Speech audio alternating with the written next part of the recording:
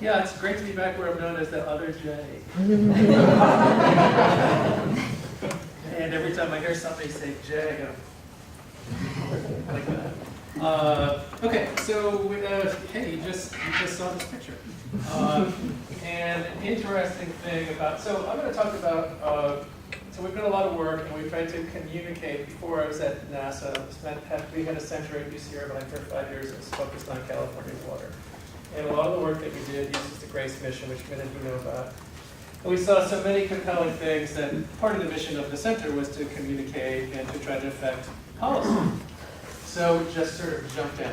And some of it worked well and some of it didn't work, and we're taking a slightly different strategy. I have to take a different strategy now that I'm at NASA, because you can't really talk to people in the federal government. It's considered lobbying, even if you're just informing, unless they ask you.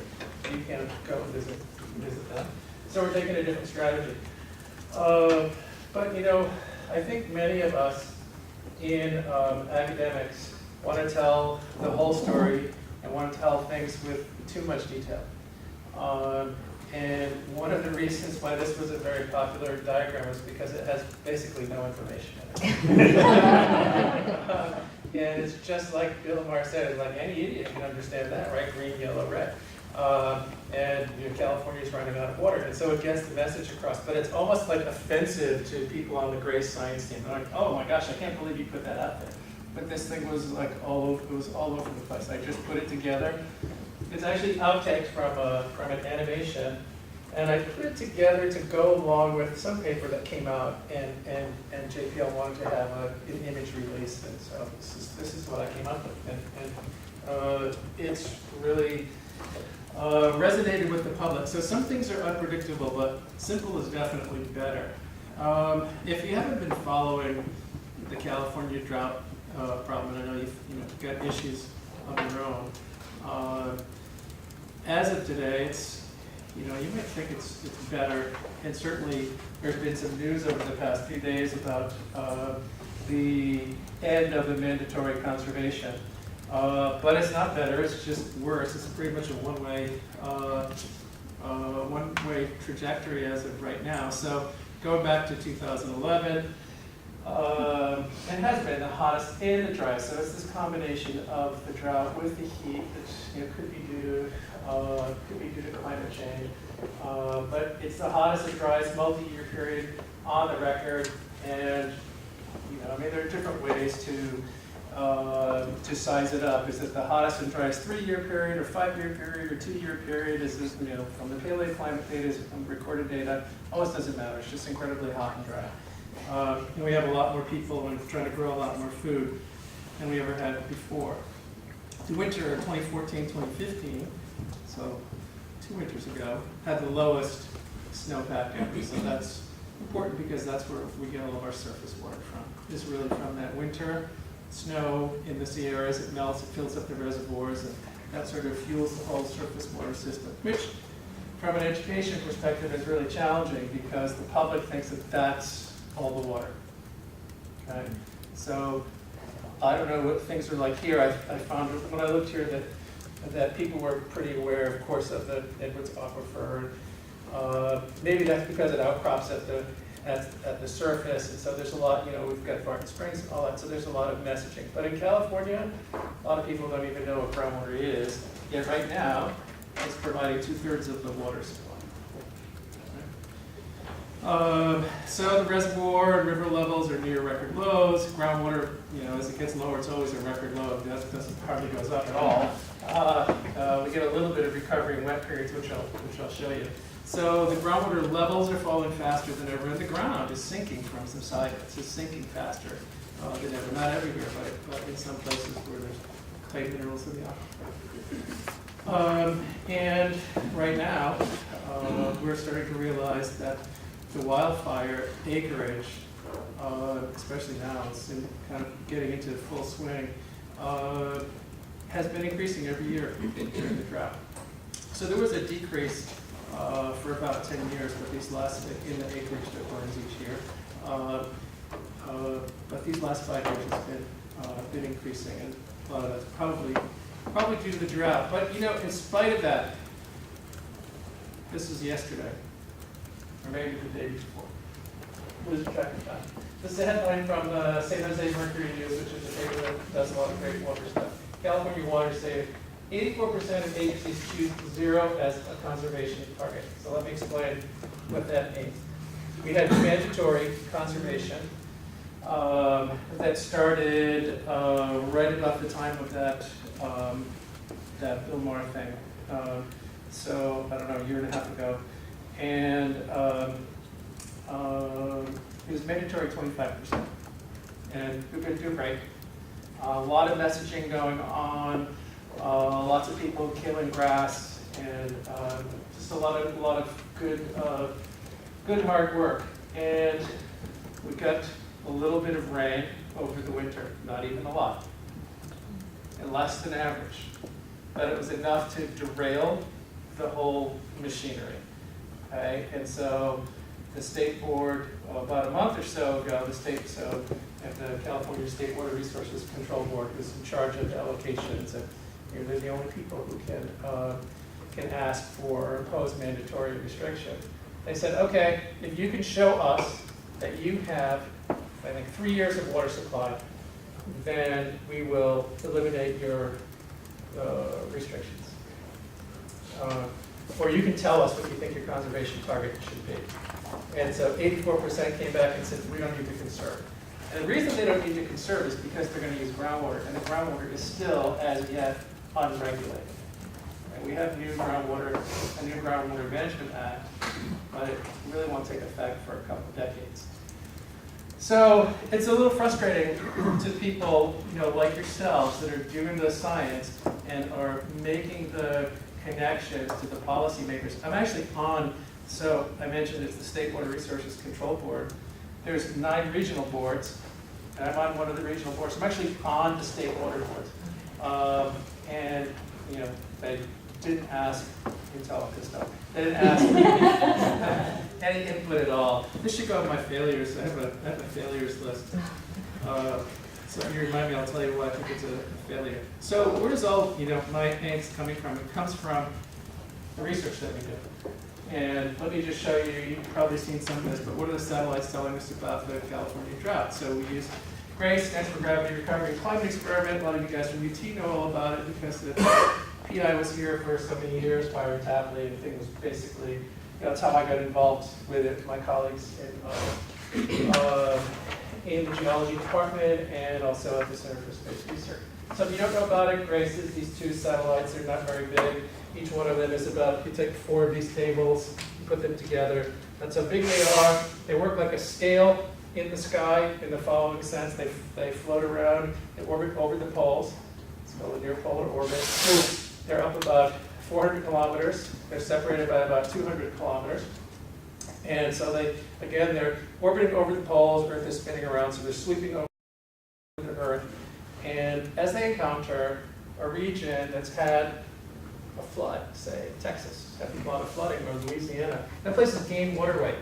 And because it's gained water weight, it exerts a slightly greater gravitational tug on the satellites and pulls them just a little bit closer to the ground, just a little bit, okay, a few millimeters. And likewise, if they come back over Louisiana, I don't know, February or something, and all that water is gone, then that region has lost water weight, and so it exerts less of a gravitational tug on the satellites, and they float just a little bit higher into orbit. The separation distance changes as well. So by keeping track of the position of the satellite vertically and horizontally, we can map out the regions around the world that are gaining or losing water mass on a monthly basis. Works for large scales, so look good for over, Texas is a nice big state, looks good over California, but it's not going to tell you what's happening here in Austin. So what have we learned about California? If we look at this, basically most of the water in California lies within the Sacramento and San Joaquin River basins, which are outlined there in red. The bottom is the Tulare Lake Basin, which is sort of included in the San Joaquin Basin. And the blue is the Central Valley, this incredibly productive agricultural region that produces about 25% of the nation's food, mostly produce. And so this chart is showing the ups and downs of the total water storage, the total amount of water, how it changes, the delta S. So all the surface water, soil, moisture, groundwater, snow together, but the change on a monthly basis. Starting in 2002, it goes up to about November 2015. So we're looking at, in California, we have a very pronounced wet season, dry season. The wet season is the winter, snow. And the dry season is in the summer, and the trough there is usually in November. So wet season, dry season, wet season, dry season. You can see some oscillations. You can see some imagery here, also from Grace, sort of like a Grace version of a drought map of the dry seasons getting drier and this thing spreading out. So we can start to quantify some numbers that become very important for stakeholders and water managers. And so there's a message to the stakeholders that now we can see all of the water in a way that we have never seen it before. You cannot put this together from, even if you've got a great soil moisture network and a bunch of wells, and you do, making a few snowpack measurements, you cannot put this together unless you have a satellite like Grace. And so you can also get numbers out of it. So we can see, here's the drought, right? So it starts in 2011. We can say, hey, California has been losing 15 cubic kilometers or 12 million acre feet of water each year, going back to 2011. And from our research, we can say that 2/3 of it is groundwater. We can say, hey, everyone around here says that the drought starts in 2011, but maybe it started in 2006. And 2010, 2011, just sort of an El Nino, sort of a small El Nino, which it was. And actually, when you look at it, you can see that California's been losing water this whole time. And so another message that is not fully appreciated is that we face chronic water scarcity. So the drought could end, but we've been losing water in California because of the loss of groundwater going back to about 1930, and which is when we started full-blown agriculture. So when you add it all together, including the disappearance of the groundwater, yeah, the winters come and go. The groundwater just goes. So we're running out of water. So that's not a message that people want to hear. It's not a message that you're ever going to hear the Department of Water Resources say. But it's the reality. And this is the driver.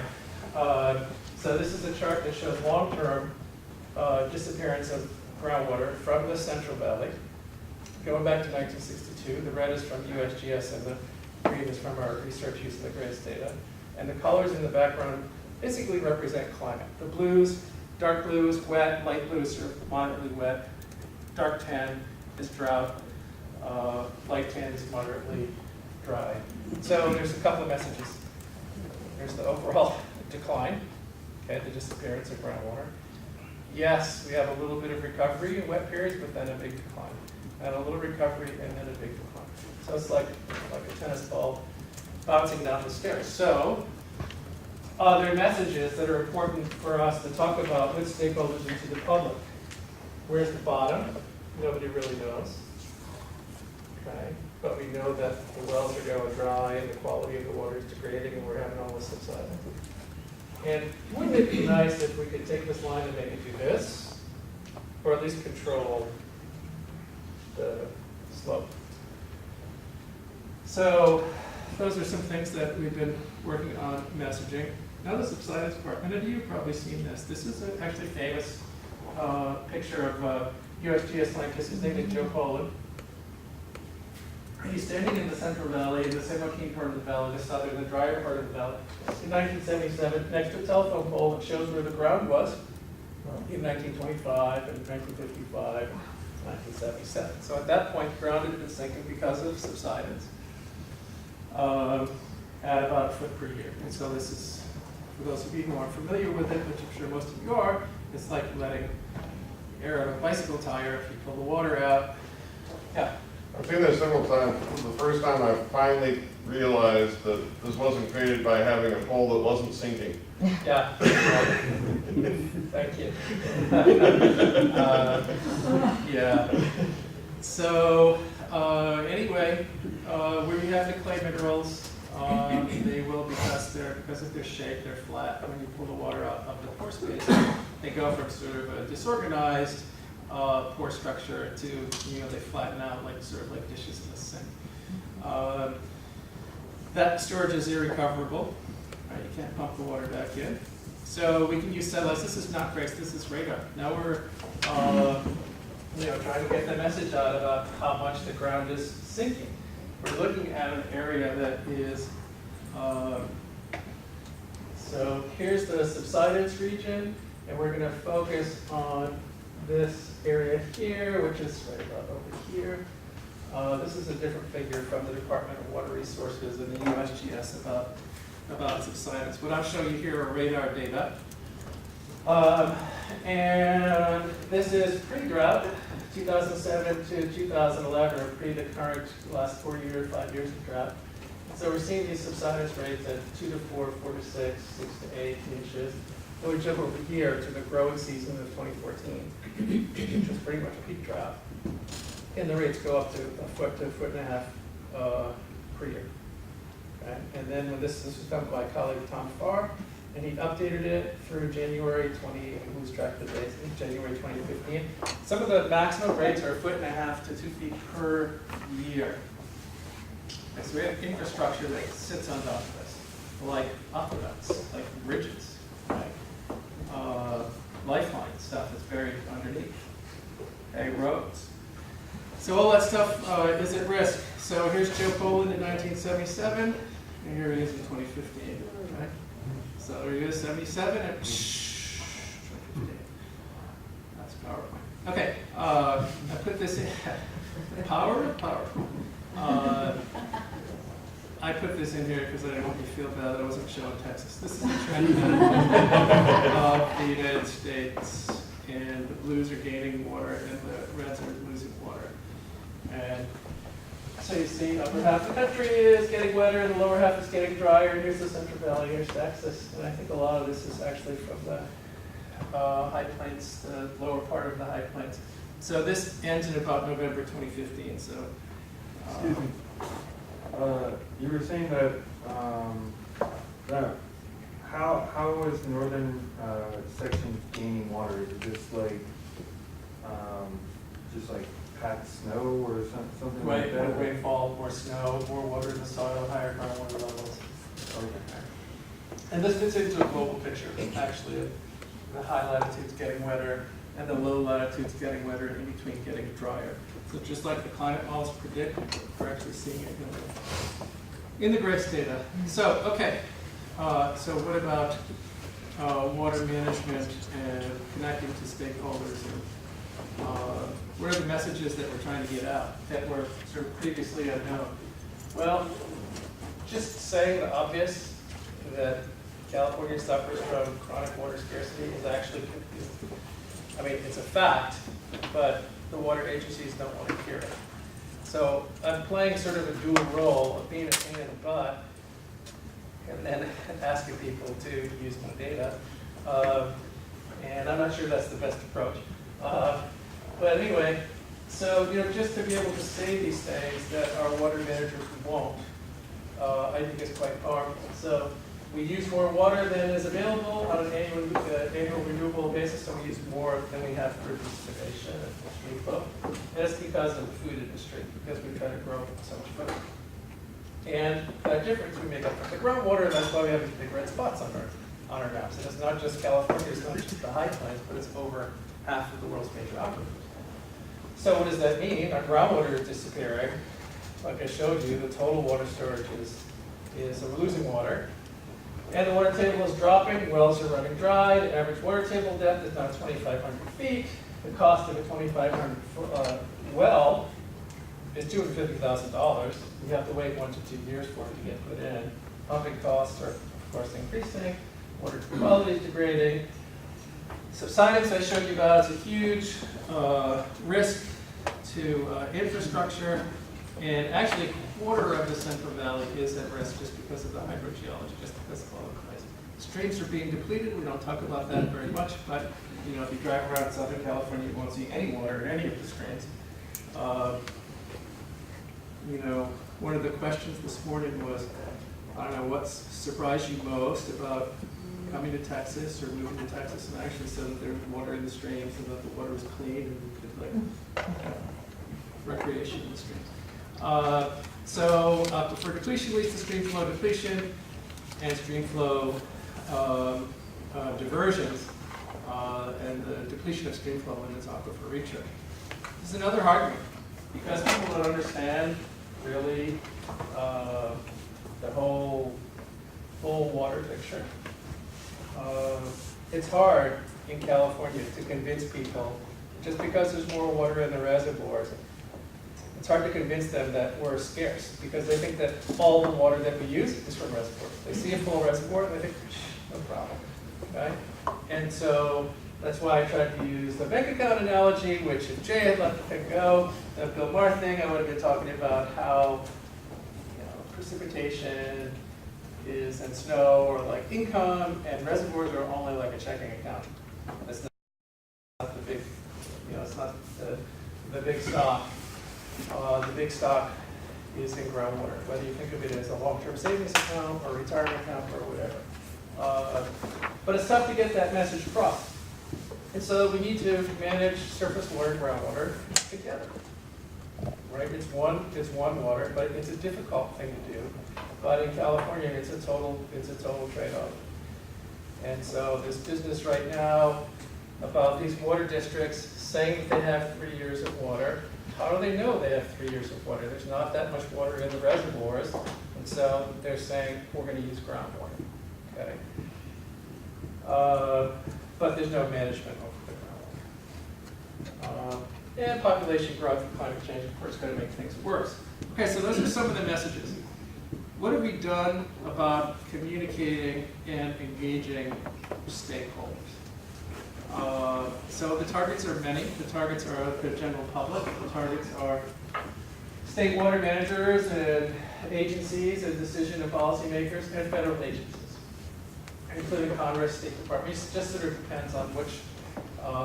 We usually don't do communication unless we have a paper that comes out. We want to get the information out. So which agency we talk to depends on whether we're talking about global water, you know, scarcity and conflict, or whether we're talking about drought in California. So how do we do it? Well, I mean, the most important thing that we can do is to do the work and do it well, right? Because this is our niche in academics. So do the work, do it well, get it peer reviewed, go through the process, go to AGU, go to GSA, have your colleagues, you know, give you a hard time. Go through the process, get your papers published. That's our niche, right? That's what we have to offer. But we really have to embrace the need for communication. Most of us are working on some form of sustainable water management. We'll get down to it. And we would really like it if our work gets used. And a lot of the work that we do, I think, can be quite helpful. So we have to get that information out there in various ways. And so here's how we've done it. And it's a multi-pronged approach, and it's a lot of work. So public speaking and academic lectures, public writing, meaning op-eds, blog posts. Those for me have been the most impactful, absolutely. Even writing a blog for National Geographic for a while had a blog called Water Cards, and I put a few things in there. Way more impact in the water management world, which is different than the academic world.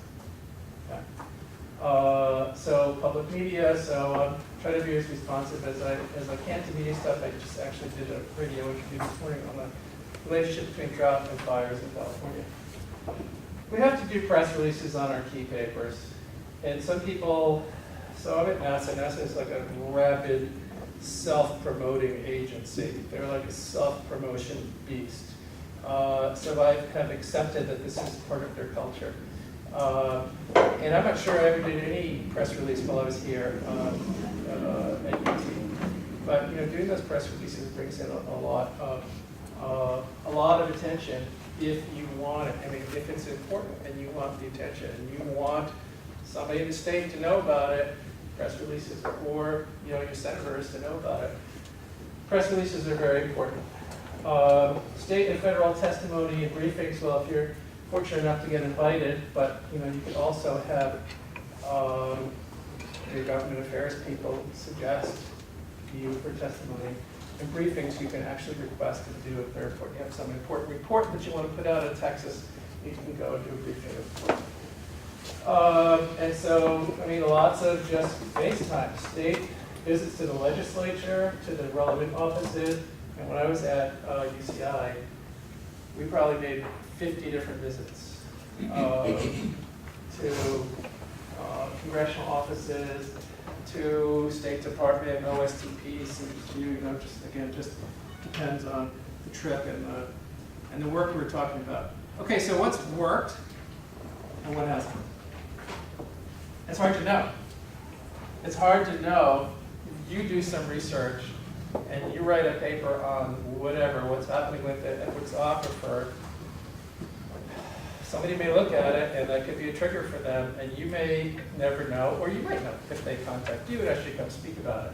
But a lot of times I don't think it's hard to know, and this is a problem for us in NASA because they really want NASA data to be used and to affect policy decisions, but how are we going to know? Unless somebody tells you.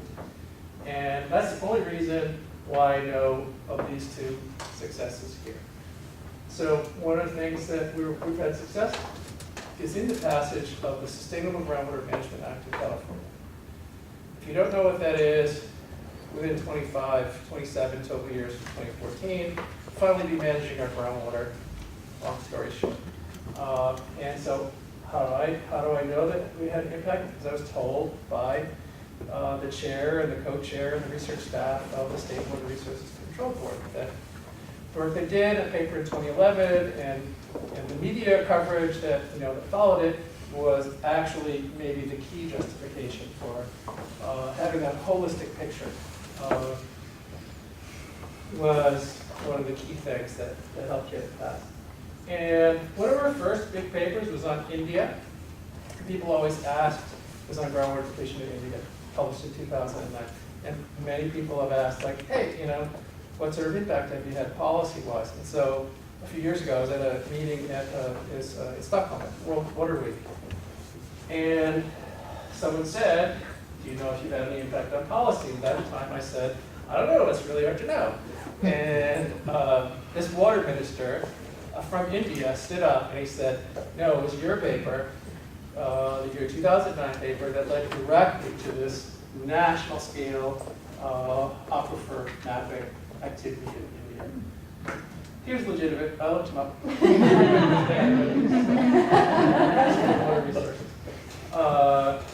I think that we had an impact when the mandatory rationing kicked in is 25%,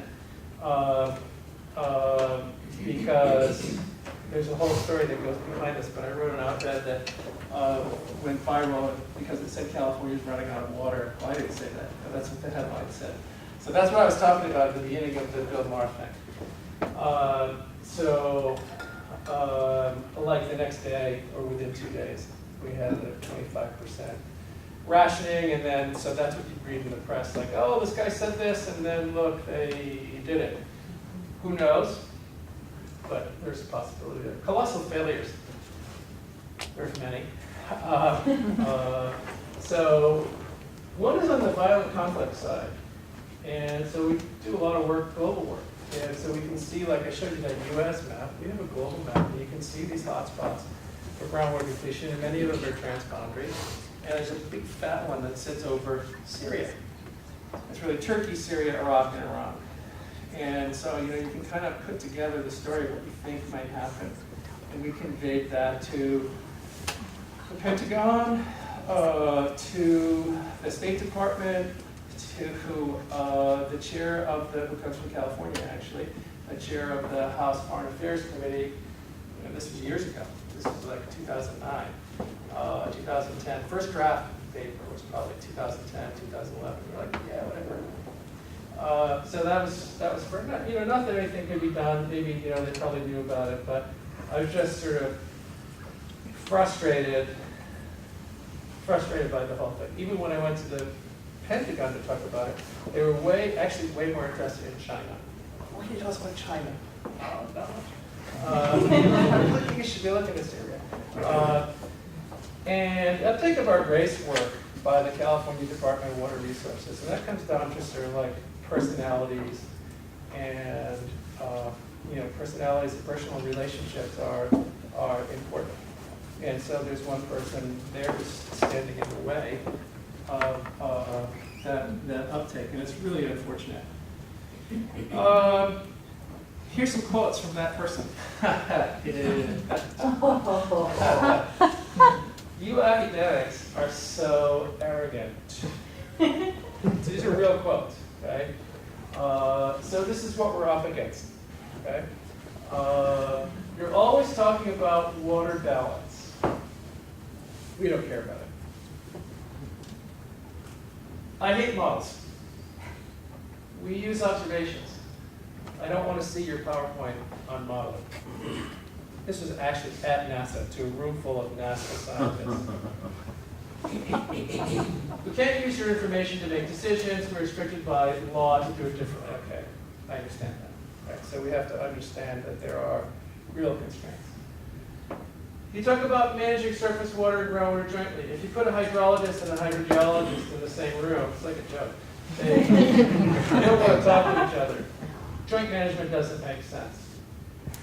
I'm not worried about groundwater at all. We have the Sustainable Groundwater Management Act. Just so you know, that's going to take, again, 27 years to implement. So I don't think there's going to be any groundwater left by the time that thing kicks in. You academics are so arrogant. Yeah. Okay, so what are some of the challenges? The arrogance issue. You think you know better than we do. I think that's probably true. I think they were arrogant. So we have to be really careful about that. There's a bias against, I find, there's a bias that when I had this UC center, I found that there was a bias against working with universities. And the question was, will you be there for us? Jay, you might move to another university. Or, you might run out of money, right? Your grants are only 3 years. We need, sustainable partners. Personality. I don't like you, and I'm not going to work with you.